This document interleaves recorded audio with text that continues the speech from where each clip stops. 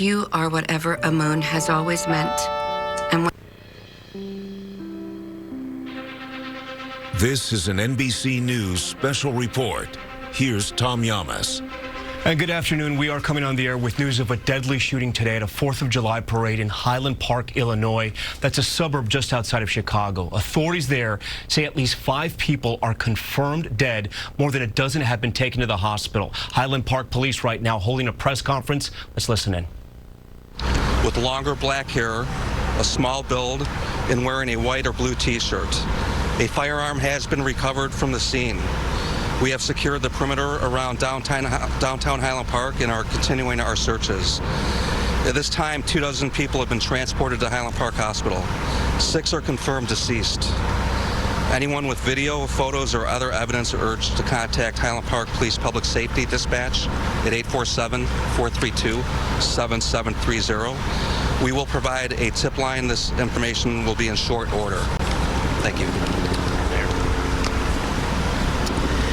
This morning at 10:14, our community was terrorized by an act of violence that has shaken us to our core. Our hearts go out to the families of the victims during this devastating time.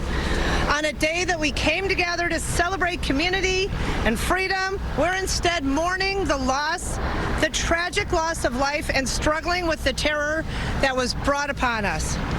While we've all felt the burden of this terrible act, I want to pause and thank the first responders who ran towards the danger to render aid during this active shooter situation.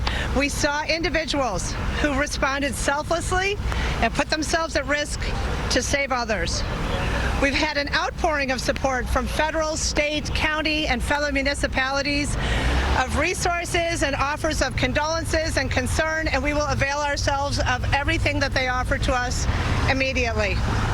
At this point, we know that 6 people have lost their lives, and we are grieving for them and their families, members of our community who came out to celebrate together and instead faced this terror. Another 24 have been transported to the hospital. Multiple agencies, including the FBI and state police, are working with our local authorities, and the governor has offered his full support. What we know at this time is this is an active situation, and we urge everyone to remain indoors and be on high alert but remain calm. Please contact your loved ones and ensure that they're safe, and let them know that you're safe as well. This situation, as you know, is evolving rapidly, and we will continue to update you as we gain information and stabilize the situation. Thank you. So from a scene management perspective, at this point, it is still a very active scene. Highland Park Police Department is leading this investigation, as well as the apprehension efforts into the offender involved here. As the mayor said, as the commander said, we're asking everybody stay indoors, stay vigilant right now. This person is not identified. By all means, at this point, this appears to be completely random. So with that, there have been questions that have been coming in. Are events safe tonight? That's up to each individual community to assess on their own, make that determination. But no, this person is not yet in custody. We have hundreds of police officers out here, as the mayor said, from the FBI, the state police, other federal agencies. We have SWAT teams that are going door to door as well. Anybody with any video surveillance is strongly encouraged to contact the Highland Park Police Department so we can take a look at that and it can be useful in our investigation. The FBI is working hand in hand with the Lake County Major Crime Task Force right now, processing the scene. It will be a very methodical processing of the scene, and an investigation has commenced and is underway. We're going to do our very best to provide briefing updates every 30 minutes to an hour if we can. We will keep the community informed, and with that, we thank you for covering this and sharing this information. And again, very sad day here. What type of weapon was recovered? It was a rifle. Do you have any information on where the suspect could be right now? Is he at all barricaded? There is no indication he's barricaded anywhere or has any hostages. That has been kind of circling around. There is no indication of that. Investigators are very, very quickly working to try to identify who this person is and try to figure out where he's at.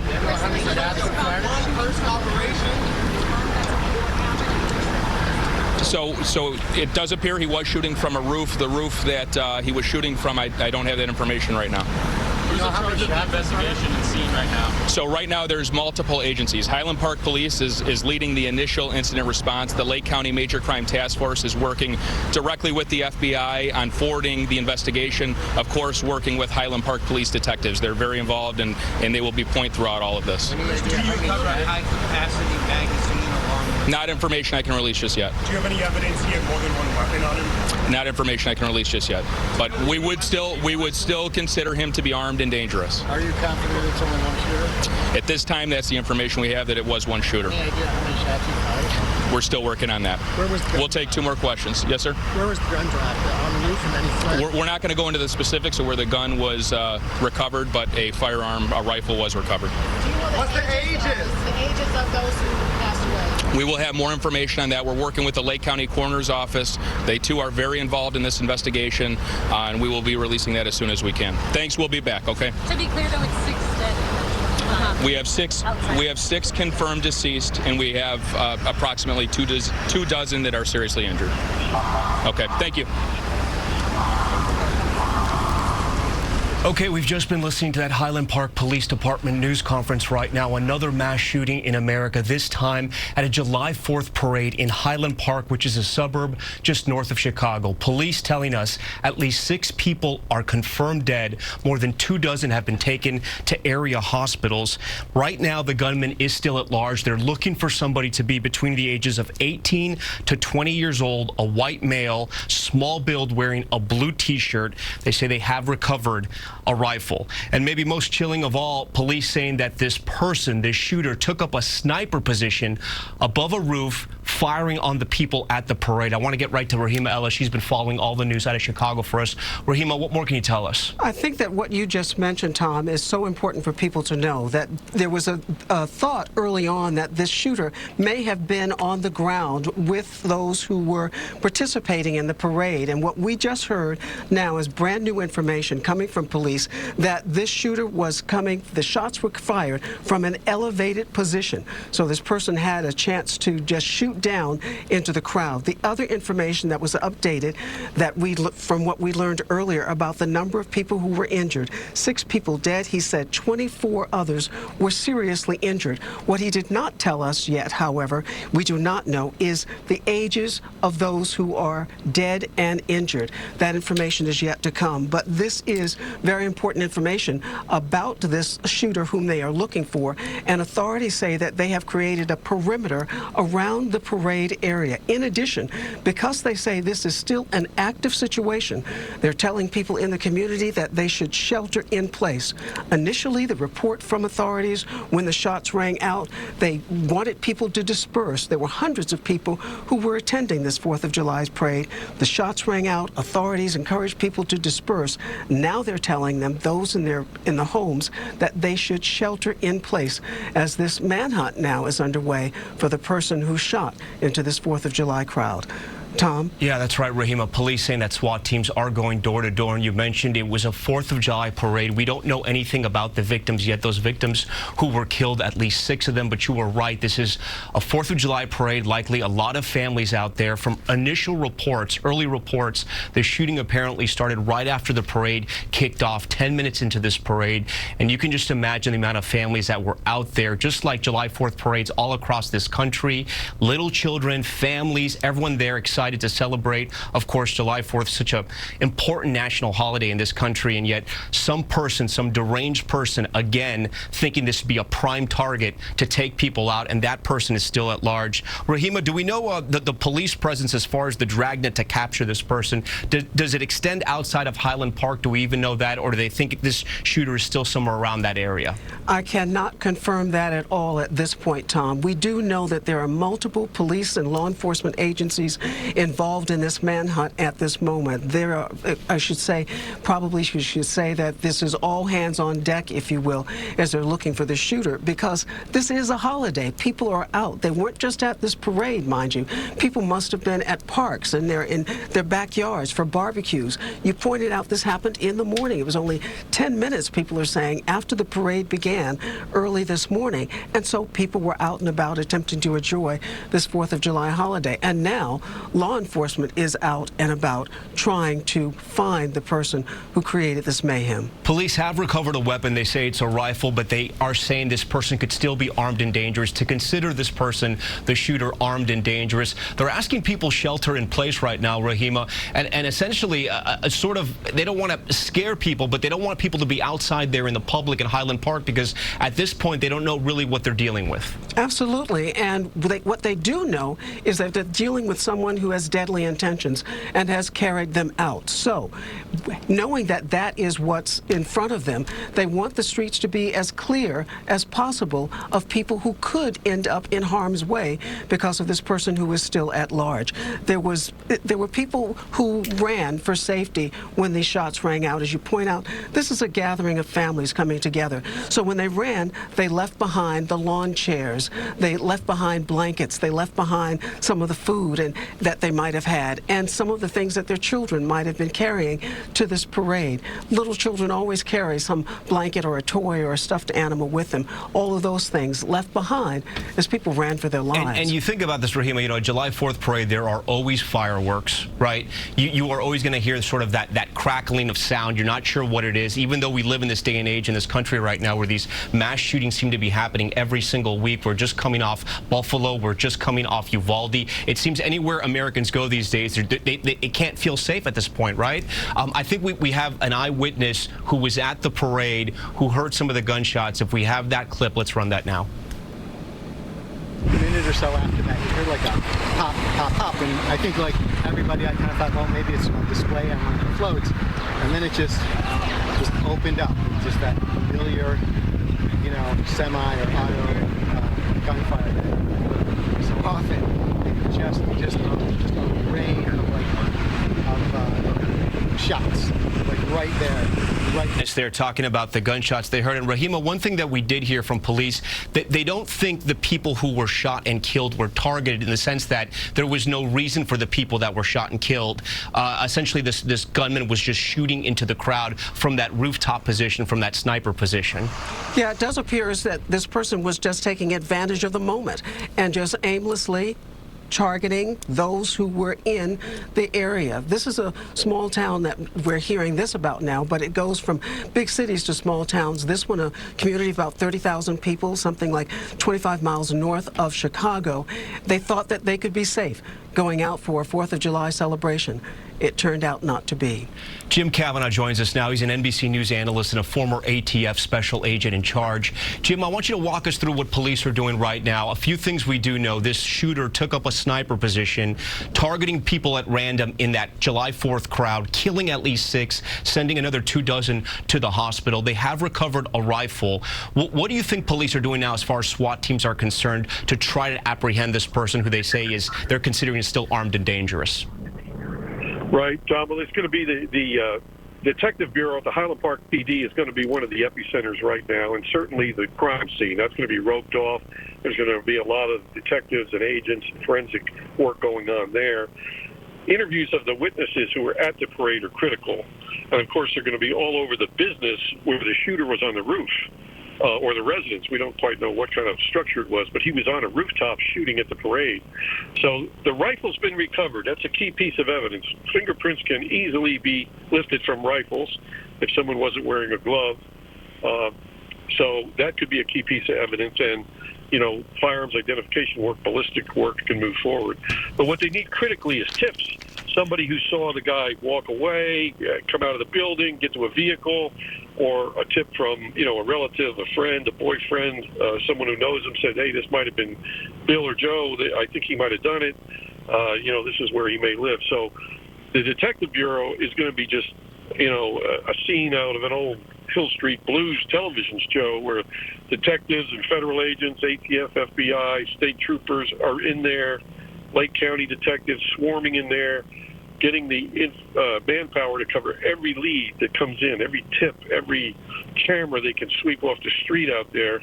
I mean, this is really an event that's an attack at the heart of America, of July 4th parade. And somebody to attack the 4th of July parade with a mass killing, I mean, this is an unbelievable event in America. And so this person that's done this, you know, has a mindset that, you know, commanders are going to have to try to get ahead of.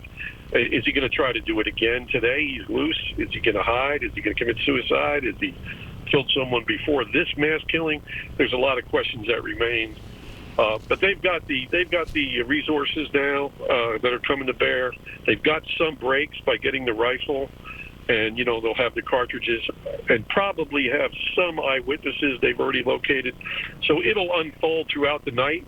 And all this week, it's going to be a very intensive investigation until this guy is captured. Jim, what does it tell you about this shooter that he targeted this parade? Because we don't have all the details about this Highland Park July 4th Day parade, but a lot of times these parades across the country, there is a law enforcement presence. Usually they're part of the parades, right? What does it tell you that he took up a position on a roof and just started firing at random during this parade? Well, it's important because we always look for motive at targeting. Targeting sometimes gives us an indication of what the motive is. If there's someone on the street in the crowd, for example, that gets in a fight and pulls out a handgun and shoots at who he's fighting with, and a few people get shot, that's, one kind of a violent act. But when somebody's on a roof with a rifle shooting at a 4th of July parade, that's a very planned, deliberate type motive for a mass killing. And mass killers go for who they hate. So you would have to take the position, why does he want to do this at a 4th of July parade? Does he hate America? Was he targeting certain people in the parade, or was it just anyone he wanted to shoot? So you're trying to get a picture ahead of him, and the reason is that the latest FBI report told us that 77% of mass killers leak what they're going to do beforehand. They tell a friend, a relative, a schoolmate, they post it on the internet. I'm thinking about doing this. I hate somebody. Don't like these people. I hate them. We call that leakage. And, some of that could have come out of the killer beforehand, and sometimes that can help you maybe locate them. A relative can say, hey, Joe was talking about this, or Billy was talking about this. He was, hating America or whatever. So sometimes those things can help the commanders. But it's preliminary now on motive. What's critical right now is hard, fast facts. Eyewitnesses, car tags, video of the suspect. That's the critical things in the hours tonight, through the night, because this guy's got to be stopped before he kills again. Jim, stand by for us. Police have said that he is 18 to 20 years old. They believe he's 18 to 20 years old. Appears to be a white male, small build, wearing a blue T-shirt. One thing that is different, though, here, Jim, he left behind the rifle. We don't know the reasons for that yet, and of course, it would all be speculation. But what, if anything, does that tell you? I would look at that as he wanted to escape. Lee Harvey Oswald left behind his Mannlicher Carcano rifle at the school book depository when he killed John Kennedy. He left it behind. And the reason he left it behind is he wanted to escape. He did the act he wanted to do. He was finished.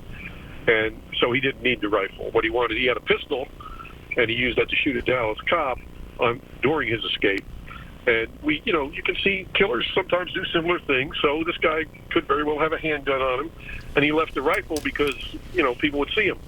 And he did his event, and now he wants to escape. So I would look at it as he just left it because he was finished and that he wanted to escape. There could be another reason, but that would be one of the top reasons I would consider as a commander if I was on the case. Jim, if they're now looking for this gunman, and we've covered enough of these situations where something happens in a suburb, a small town, and there's multiple agencies. So here you have Highland Park. It has its own police department. It's part of the greater Chicago metropolitan area. Of course, there's the Chicago Police Department, but there's other towns and cities that dot all this area. How do they figure out who's in charge and making sure everyone gets on the same page to look for this man, as we put up the description right here on the right hand of the screen? Yeah, well, the Highland Park Police Department and their chief and their detective bureau, they have the ticket, as we say in the business. They have the ticket. It's their murder, and so everybody else plugs in with them. The way it works is all the commanders from the agencies, ATF, FBI, state police, surrounding jurisdictions, they'll send their commanders to be with the commander or the chief of Highland Park and his chief of detectives. They'll form a joint operations center, we call it. I did this on the DC Sniper. So we all get in, did on many bombings and other violent crimes. You get together, you set up a joint command group, and you put all your agents and detectives and investigators to work. And you just leverage all that power. It's like the Allied command of World War II. You all get together, you're all doing the same task, and you all work together. It takes some hours to get it to run seamlessly, but you need all that manpower to leverage because you got so many tasks ahead of you, and things have to be done quickly if you're going to stop more killings. You know, you mentioned the DC sniper, and we have an incident here that sounds a lot like a sniper. He positioned himself on a roof and started firing into the crowd. When you build sort of the profile of this person as police look for them, what type of person is this? A person, because you mentioned earlier, if he left the rifle, it's because he wanted to get away. A sniper obviously wants to be hidden to a degree. He's not going in there, walking around the ground, shooting everybody. What does that tell us, if anything? Yeah, it's hard to say exactly. I would say it seems like by the fact that he left this rifle that this was the main event for this guy. That's the way, you know, we might look at it. And we certainly asked behavioral analysis agents. ATF and FBI are in that unit in Washington, and they're very, very helpful. They would give us, the commanders, the profile. We'd say, this is what we got. Can you tell us anything? And they would try to discuss, you know, broad themes around the motive. Of course, it's hard. They need more information, and we all need more information, but you have to think ahead of the killer. But it makes me think like possibly it was the main event, and now he's going, you know, for escape. But it may be just escape to go back to get another rifle and do another event. And Jim, I was going to ask you if law enforcement is sort of up against a staffing challenge here, because it is July 4th. It is a holiday. It's a Monday. We're seeing a lot of police out there. We're seeing state police. We're seeing the Highland Park Police Department. But on holidays, is like other businesses, are law enforcement agencies challenged? Do they give people the day off? No, you know, it's kind of like reporters. We never that never affected stuff. I mean, the office may be closed, but once something like this happens, everybody just responds that has to. So no, they won't have a manpower shortage. They'll have plenty of people there in Highland Park to do whatever task they need. The critical thing, though, is not that they will have enough agents and police officers and laboratories and the means to do whatever they need. It's to get that help from the public, to leverage that, to get that public information out there to say, tell us what you know, give us a tip. This is what we found out. They don't have to tell the public everything they know, but they have to give them enough information that the public can help them. So you got to leverage those eyes and ears. And of course, the media is tremendous help. It puts the information out, the public receives it, and they can give the police the tip that will lead to the capture. Jim Kavanaugh for us. Jim, we appreciate it. Stand by for us. If you're just joining our coverage, we are covering a mass shooting that's happened in Highland Park, Illinois. This is a suburb of Chicago. At least 6 people have been killed, more than 24 sent to the hospital. A shooting that occurred during a July 4th parade. A shooter apparently taking up a sniper position on top of a roof, firing into the July 4th crowd. Highland Park police had a news conference a short time ago. Here's some of what they said. My name is Commander Chris O'Neill. First and foremost, we're all grieving for the families and friends who lost loved ones today, those injured, and everyone impacted by this horrific, senseless, random act of violence. I served as the incident commander on scene. I was present at approximately 10:14 when this started. There was an active shooter incident that occurred in downtown Highland Park during our 4th of July holiday parade this morning. This was an active incident, and all individuals are still urged to shelter in place at this time. Highland Park Police and numerous federal, state, and local law enforcement agencies are searching for the suspect. The suspect is currently described as a male white, approximately 18 to 20 years old, with longer black hair, a small build, and wearing a white or blue t-shirt. A firearm has been recovered from the scene. We have secured the perimeter around downtown Highland Park and are continuing our searches. Okay, we were just listening in there to the Highland Park Police. We're updating the public about this gunman who they're still looking for. Before we get off the air, I want to put up the description just one more time there on the right hand of the screen, as we've been doing. Police believe that the shooter is somewhere between 18 to 20 years old. They describe him as a white male, small build, wearing a blue t-shirt. He left behind the rifle he allegedly used for this shooting, but they are still considering him armed and dangerous. They are asking the public to please be aware, to be careful, but to send in any kind of surveillance images they may have had from this July 4th parade. We're going to stay on top of this throughout the day and, of course, on Nightly News tonight and all hours on MSNBC.com. We thank you for joining our coverage. I'm Tom Yamas, NBC News in New York. Thank you. Bouncing off the the floor.